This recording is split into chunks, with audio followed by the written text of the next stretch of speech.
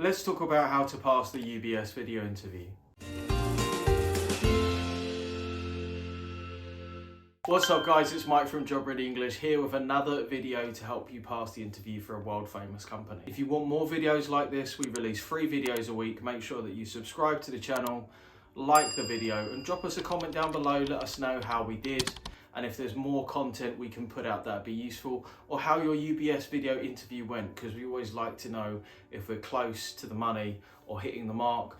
All the information that you'll find in this video is based upon research from publicly available sources from the last 6 months. If you'd like a pack, which will make it even easier for you to pass your UBS video interview, check out the UBS Pass the Interview pack, which includes a 60-minute crash course, this research note, which includes most common questions, the 5 fast facts, and other questions which we found will be really useful to prepare for UBS, as well as scripts and templates to help you write out your perfect interview script. Today we're going to be talking about UBS, the biggest bank in Switzerland, and we're going to be covering 5 fast facts about the company, the most common questions that we came across, and a couple of other questions that we thought were quite interesting. In all of our Pass the Interview videos, we talk about how to answer the questions, what to think about, and if you want more resources that are going to help you put together the very best preparation for your interview, check out our link to the store below, courses.jobreadyenglish.com, and also we've got tons of free resources as well. So whether you've got money, whether you haven't, we know that you're going to get some value out of this video and out of our digital assets. So without further ado, let's jump into the 5 fast facts about UBS, which you can use when answering the question, why do you want to work for UBS? Fact number 1, UBS was formed in 1998 as a result of a merger between the Bank of Switzerland and the Swiss Banking Corporation. Fact number 2, UBS has a purpose that they follow, reimagining the power of investing, connecting people for a better world. Fact number 3, UBS has over 70,000 employees in 50 different countries. Fact number 4, UBS cares deeply about a diverse and inclusive organisation. By 2025, they'll increase the percentage of women in director level or above by 30% and reach a 40% representation of underrepresented ethnicities in high management roles in the UK. And finally, fact number 5, in 2021 alone, UBS spent over $71 million on training for their staff. So let's jump into the interview format, and this is what we've gained from research from publicly available sources from the last 6 months. The whole application process takes about 2 months. You'll be asked to take a numerical online test when you submit your application. If you pass it, you'll be invited to an online interview where you get 8 questions. You'll have a minute to prepare and 2 minutes to answer, so the whole interview will last about 30 minutes. You will then be sent to an assessment centre where you'll complete different activities, and they likely focus on 3 company values. So that's the whole application process for UBS. Of course, for our listeners abroad, and sometimes you get questions, well, is it the same for every single country? We don't know. So our research predominantly tends to concentrate, of course, around the UK, but that's something that you can do for your own country. My honest opinion is that for multinational corporations, there's probably not going to be a huge amount of difference between countries. So we're going to go through the 6 most common questions asked. So these are questions that we come across in our research which repeat themselves multiple times. Multiple candidates say that they had these questions. So we feel with reasonable assurance that you're probably going to get asked this question in your interview. Question number 1, why UBS? So in these 2 minutes, you're probably going to want to fit in 4, 5, maybe even 6 facts about the company from your research. You can learn that from about us, their history, their awards page, their latest annual report, their latest quarterly report. If you're not particularly literate or you don't really like reading, then I suggest you check out their quarterly report media press kit. That's always really useful for banks, where banks kind of break it down into really simple and easy language in a couple of pages, what makes them awesome and why they're a really good company to work for. A final thing to think about when answering this question is try not to just reel off a list of facts. If you can, it's really helpful to talk about something which you identify with. So maybe as a woman, you identify with them having greater gender diversity. As an Asian man, Maybe I identify with them having more underrepresented minorities. Maybe you identify with sustainability, different types of projects, programs, technologies that they use, and why this means something to you in particular. Question 2, why this role? So make sure that you have a job description to hand. If you can't find a good job description for the role that you're going to go and do at UBS, just type in, say for example, you're going to be a credit analyst. Just pop this into Google, credit analyst job description. Go and find a good job description from another company. That's going to be super helpful, because we want to know 2 things, which we're going to cover in our answer. Number 1, what would you do day to day? So if you had 2 minutes, the first minute will be spent saying, well, as a credit analyst at UBS, I would do 1, 2, 3, 4. Why do we do this? Surely it's obvious what I'm going to do, because that's the job that I'm applying for, because it demonstrates the employer that you understand what the job is. It highlights the key skills for the video interview software, and also it shows that you've done your homework, basically. The second part of the answer is you're going to want to pick out maybe 2 or 3 important skills that you've identified in the job description, which you can turn around and say, hey, I'm really good with Excel. I'm studying for the CFA. I've got great client-facing skills. And try just to give a very brief example of that. So I'm good at Excel because I've had to use it for my master's degree for the last 4 years.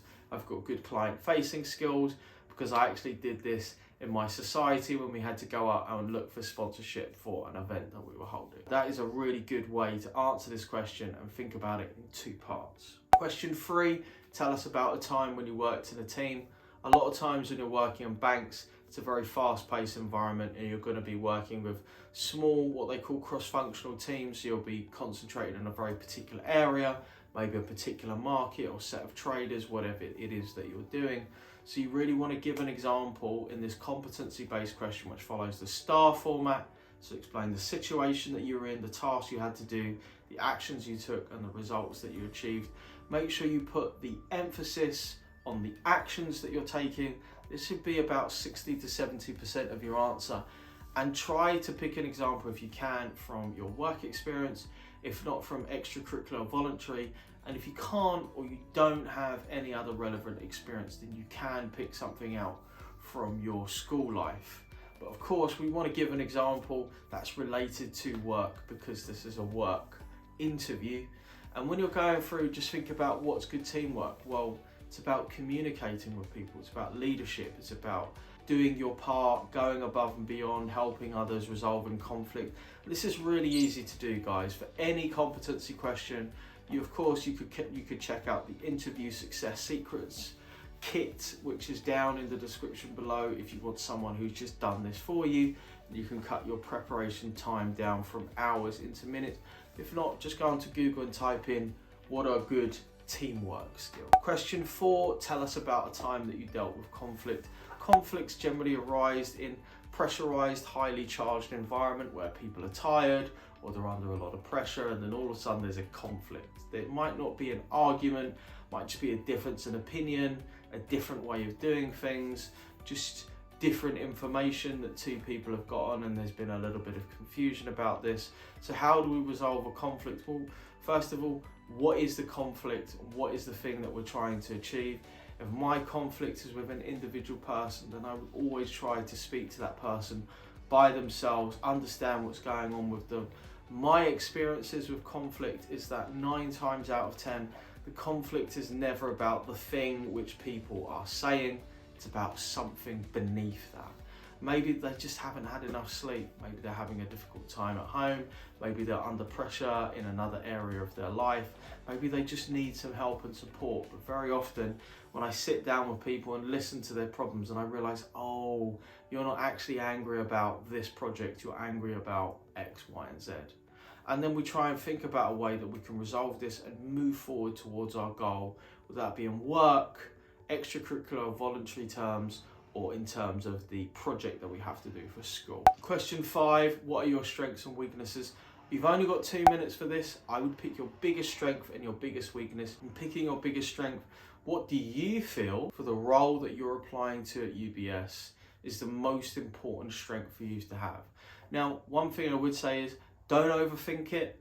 Don't sit there and agonize over it for the next half an hour. Just think, Well, I'm going to put a timer on my phone for 60 seconds and just pick out a skill that I think is really important, and then make sure that you qualify that skill. So if you're saying, well, I'm really good at communicating with people, okay, well, when have you done that? Well, actually, I used to run a meeting for a society every week, and I would have to do mixers for 50 different people, make sure that I walk around, talk to them, get to know them, remember their names, their likes, their dislikes, what's going on in their personal life. And that's how I know that I'm good with people, something along those lines. And for the biggest weakness, now, there are lots of different things that you can say. I generally tend to err on the side of being truthful but not damaging. So a weakness that I often use is sometimes I can be disorganized. You may have noticed in the background that a new whiteboard has appeared if you're a regular viewer of the channel, and that's because my junior Jasmine, she come in on Monday and she's been asking me to get a whiteboard for months, and then finally we were able to sit down and write out all the tasks that we had to do, which was massively useful for me. I felt quite anxious on Monday. I thought, oh my God, we've got so many things to do, including recording these videos, and lo and behold, I get everything down on the whiteboard and I feel much better. Now, the crucial thing about a weakness is that it's only a weakness as long as we choose to ignore it. If it's something that we are working on, that we are putting an action into place, that we are seeking to overcome, then we can demonstrate how our weaknesses, our failures become lessons to help us to be better people. Question 6, what is your biggest achievement? Please, if you can, I would ask you to be sincere and to be honest. Honestly say, what is your biggest achievement? For a lot of students that I speak to, we speak to a lot of international students. For most of them, it's studying abroad. It's massive for them. One thing I wouldn't say is try and pick something out that you think people want to hear. It's going to come across as flat. It's going to be boring. People say, oh, it's when I submitted this 20-page report for the business, blah, blah, blah. That's no one's greatest achievement. I mean, maybe it's a cool thing that you did today, this week, this month, but your greatest achievement, the thing that you could put on your headstone when you die, I don't think it's going to be writing a business report. So here's a couple of other questions which we picked out, which we can just run through in a quick fire round. Tell us about a time you had to solve a problem. Try and choose a difficult problem. Take us through the process of you solving the problem. Now, this is really common for brain teasers. When I hear answers for clients who want to work in consulting and they do case study or market sizing questions, they'll kind of sit there. A popular question that I use all the time, which is an oldie but a goodie from Goldman Sachs, is how many light bulbs are there in London? And what will tend to happen is someone will you'll ask the question, they'll sit there and then they'll go for about 2 minutes and go, 7 million. I go, can you explain how you got to that part? And this is quite a curious thing. It's not something that you're used to, but it's something that's really helpful. So what was the problem? What are the stages of you solving that problem? Did you need to ask for help? Did you need to do some research? Did you need to go and learn something new? Walk me through that and then reaching that solution. What skills would you bring to this role? Easy. Pick out 2-3 key skills that are really important that you identify from the job description and prove them in terms of something that you've done. What challenges might your department face? Definitely, this is an opportunity to dig into UBS's annual report, and you'll find specifically what your department director or your department head has been going through. You'll be able to identify that. If not, looking up industry news. Are you going to go and work in operations? Are you going to go and work in risk? Cool, we'll look up banking, operations, industrial news and go and see what are the general challenges that the industry is facing based upon news articles out there. Tell us about a recent piece of news. I highly recommend whenever you interview for any type of professional or financial services, you do a little bit of reading about what's going on with them. Otherwise, you're going to find you're going to get caught out. And look, in all honesty, if you want to work in a bank, you should really know what's going on in the financial markets. Now, that doesn't mean you have to go and read Bloomberg. I recommend, just to begin with, go and read something like BBC Business News. It's simple, it's bite-sized, and it's easy to understand. Don't go off and start watching Bloomberg and CNBC day in, day out. There's nothing wrong with that, but if you've not built yourself up to that, then you may find it quite overwhelming. Guys, I hope that you've enjoyed this video. If you have, don't forget to subscribe to the channel. Good luck with your UBS video interview. Please Drop us a comment down below, let us know how you got on, and I will see you next time. Bye.